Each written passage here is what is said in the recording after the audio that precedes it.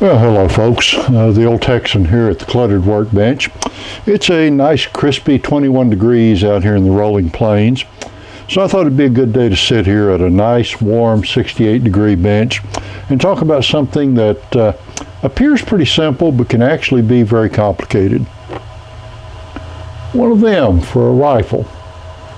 Just a cartridge. Pretty simple.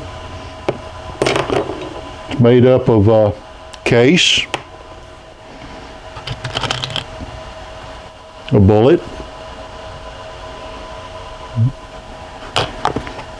it even says on the box, bullets, a little bit of powder, and a primer, which I didn't pull out. Now, this is a cartridge, not a bullet. That's a bullet, okay? That's the first one out of the way. The reason I want to talk about this is because of a term that is almost interchangeable with accuracy, but not quite. And I'm not really going to talk about accuracy because during this talk, accuracy could mean just one shot. What I'm going to talk about is repeatability. The faith that we have that the combination of the shooter, the rifle, and the cartridge will do the same thing every time, every day, every month, every year. And that we have faith that when we pull that trigger, that bullet's going to go where we want it to. We're also going to talk about why a 270 Winchester 100 grain is different from a 270 Winchester 150 grain or a different manufacturer's Winchester 270 150 grain. As part of that, I'm going to give you a really good description of the term that a lot of people use, almost everybody, the MOA, minute of angle.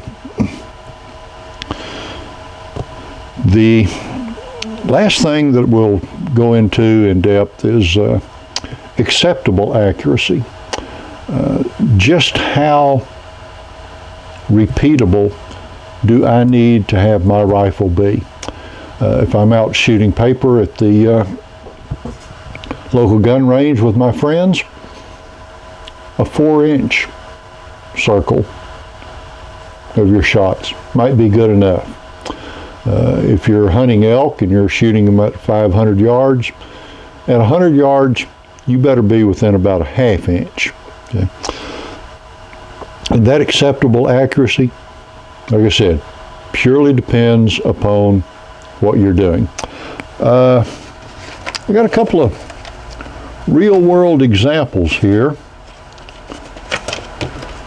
from a Savage 243 that I was working with not too long ago. And you can take a look at those. Okay.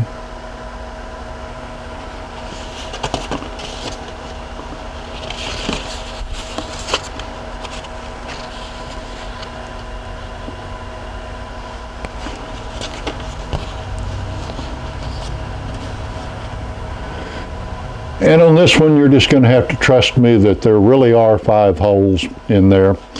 And kind of ignore that bottom hole. That was operator error.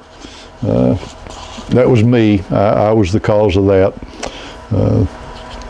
No earthquake or tornado or anything, just a loose nut on the trigger. So, first thing we want to talk about is determination of what that repeatability is. Now the term again we're going to use is MOA.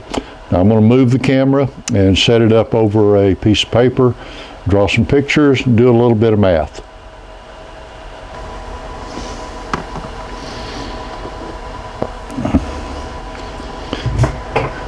Okay, what we have here is a very complex and technical drawing. It's a circle with a dot right in the middle of it. Now, because of the way the camera's sitting, it looks like the dot's a little off center, but trust me, it really is. Now, going back to 6th or 7th grade, we remember there's 3 or 4 different things that we can talk about on a circle. One of them is how far is it around the outside of the circle, and that's called the circumference.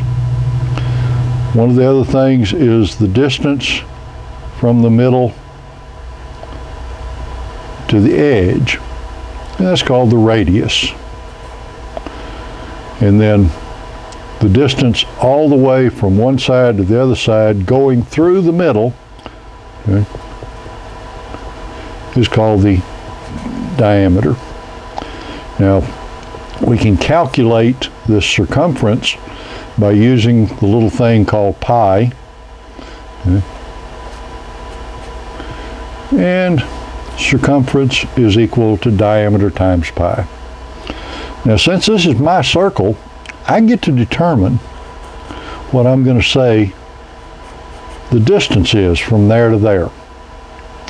And I'm going to say that that is 100 yards.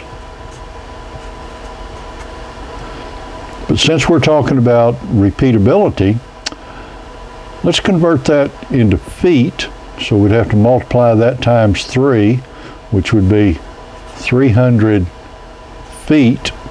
And we really don't care too much about whether or not we're within a foot. So let's convert it into inches.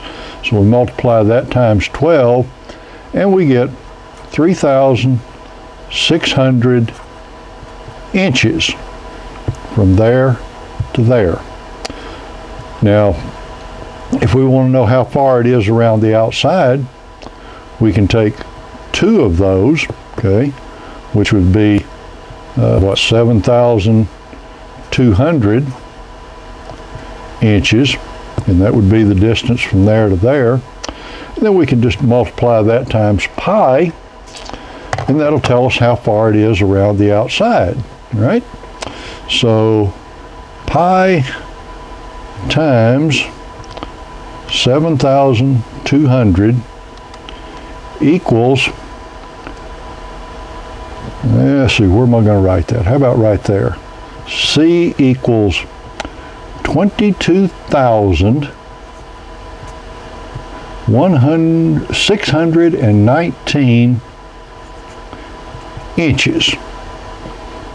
Okay. It's actually 0.5, but we'll forget about that half inch for right now. One of the other things that we can do with circles is we can divide up the outside into little segments, okay?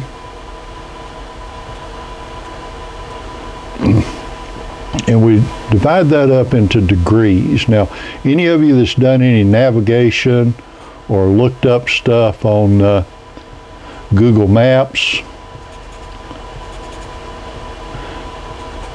you might have seen a notation kind of like that, okay? Degrees, minutes, and seconds. Sounds kind of like time. Maybe they're related somehow.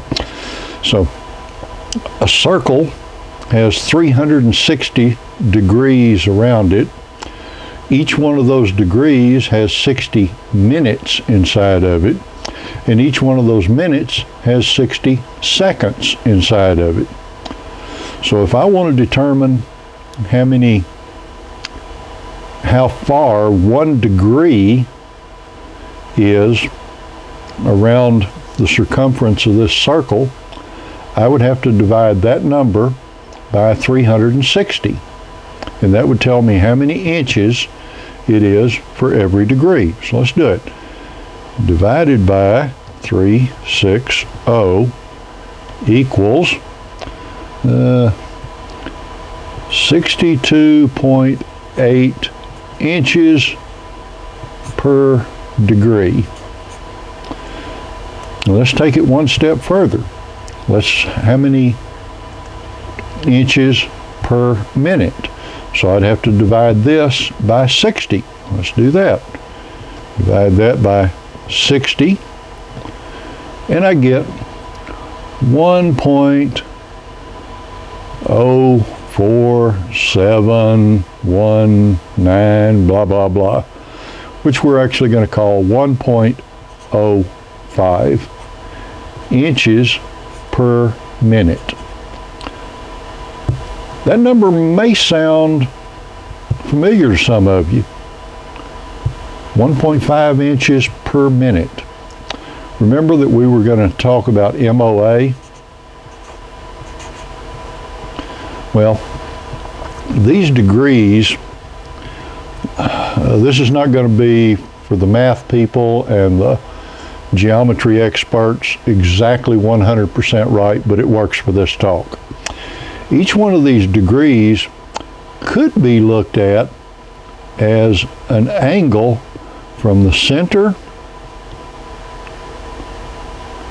to any other degree. Now I'm going to call this one 0 degrees or 360 degrees. They're exactly the same thing, 0 and 360. And if, you know, for you navigation types, that would be 90, that would be 180, that'd be 270,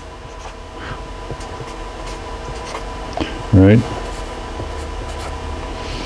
If you were standing on top of the earth looking down on the North Pole, that's how you'd lay it out. So minute of angle, if we look at that, there are 1.05 inches per minute. 1.05 inches. When you read in the specifications or some internet guru talking about they're shooting half MOA, that means that at 100 yards they would actually be shooting a circle of a half an inch, because that would be 1/2 of an MOA. Now let's carry that a little bit further. That is at 100 yards.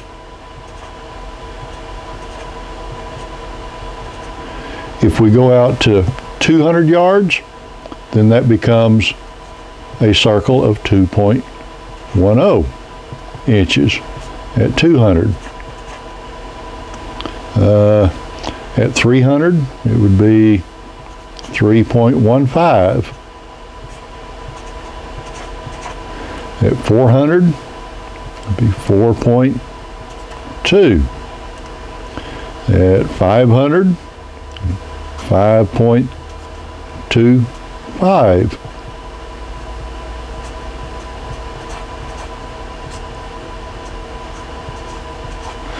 Remember I said if you were shooting elk at 500 yards, you better be shooting for a half inch. Half inch will give you about a 2.5 inch circle at 500 yards. That'll put you in the heart of any elk that I've ever seen. That's MOA, and that's all we're going to do with those. I'm going to move the camera again. We're going to come back and talk about something else.